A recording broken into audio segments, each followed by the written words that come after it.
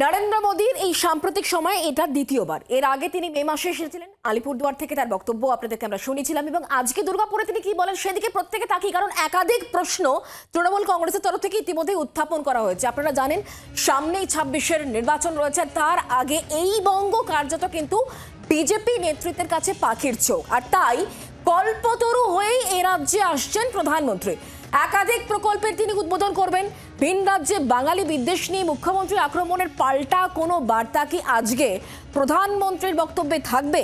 এই প্রশ্ন থাকছে, অধীর অপেক্ষায় বিজেপির নেতাকর্মীরা। তৃণমূলের অপশাসন থেকে বিজেপি বাংলাকে মুক্তি দিতে পারে, গতকাল এক্সে পোস্ট করে এই বার্তা দিয়ে আজ রাজ্যে আসছেন প্রধানমন্ত্রী নরেন্দ্র মোদী। এক্সের বার্তা আপনারা দেখতে পাচ্ছেন, গতকাল এই পোস্ট তিনি করেছেন, এবং আজকে সশরীরে যখন দুর্গাপুরে এসে নরেন্দ্র মোদী বক্তব্য পেশ করবেন, সেখানে তার বক্তব্যে কোন কোন অংশ থাকবে তা নিয়ে এই মুহূর্তে কিন্তু জোর আলোচনা চলছে। আমরা কথা বলবো এই বিষয় সম্পর্কে, আরও জানবো। আমাদের সঙ্গে মৌমিতা চক্রবর্তী রয়েছেন, আমাদের প্রতিনিধি। মৌমিতা, খুবই গুরুত্বপূর্ণ প্রধানমন্ত্রীর এই সফর, কারণ তৃণমূল কংগ্রেসের তরফ থেকে একাধিক প্রশ্ন উত্থাপন করা হচ্ছে, যে প্রশ্নের উত্তর প্রধানমন্ত্রীকে দিতে হবে এই কথা বলা হচ্ছে। তার আগে প্রধানমন্ত্রীর যে পোস্ট সেটাও আমরা দেখালাম, কতটা তাৎপর্যপূর্ণ হতে চলেছে আজকে প্রধানমন্ত্রীর বক্তব্য দুর্গাপুর থেকে?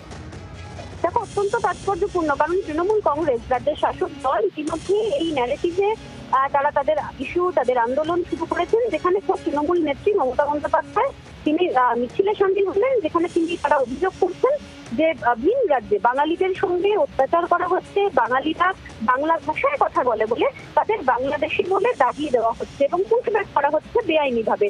সেই অভিযোগে যখন তৃণমূল নেত্রী পথে নেমে আন্দোলন করছেন, তিনি রীতিমতো শান দিয়েছেন রাজনৈতিকভাবে, সেখানে বঙ্গ বিজেপির কাছে তার কাউন্টার কোন মন্ত্র হবে সেই নিয়ে কিন্তু বঙ্গ বিজেপির নেতৃত্ব আজকে প্রধানমন্ত্রী নরেন্দ্র মোদীর কাছ থেকে পাওয়া যে মন্ত্র, সেই মন্ত্রের অপেক্ষায় রয়েছেন। পাশাপাশি তৃণমূল কংগ্রেস বারবারই সোচ্চার হয়েছে এর আগেও রাখছে যে কেন্দ্রীয় সরকার বাংলাকে বঞ্চনা করছে, এবং সেক্ষেত্রে বিজেপি বারবার করে বলেছেন যে তারা প্রকল্প পাঠান, কিন্তু তার হিসেব কোথায়?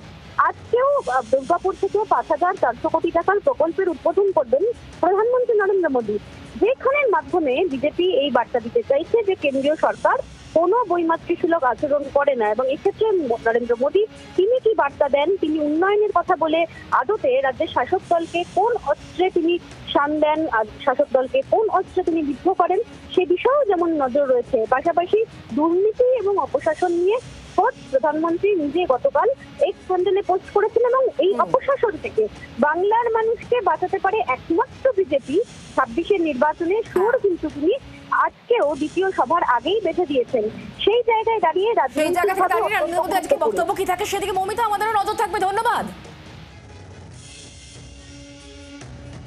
মন্ত্রী শশী পাজার তিনি এই বিষয় নিয়ে কি বলেছেন শোনাবো।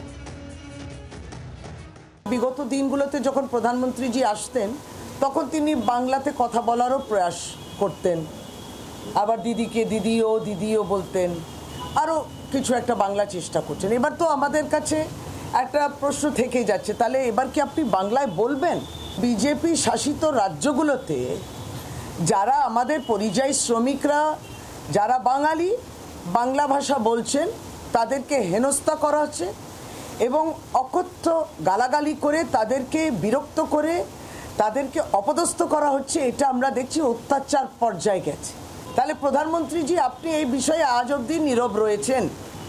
আপনি কি দুর্গাপুরে আপনার ভাষণে বাংলা বলা, বাংলায় কথা বলাটা যে অপরাধ কি না সেটা একটু বলবেন? বাংলার মানুষ সেটা শুনতে চায়। বাংলার আওয়াজ, বাঙালির আবেগ, জি 24 ঘন্টা।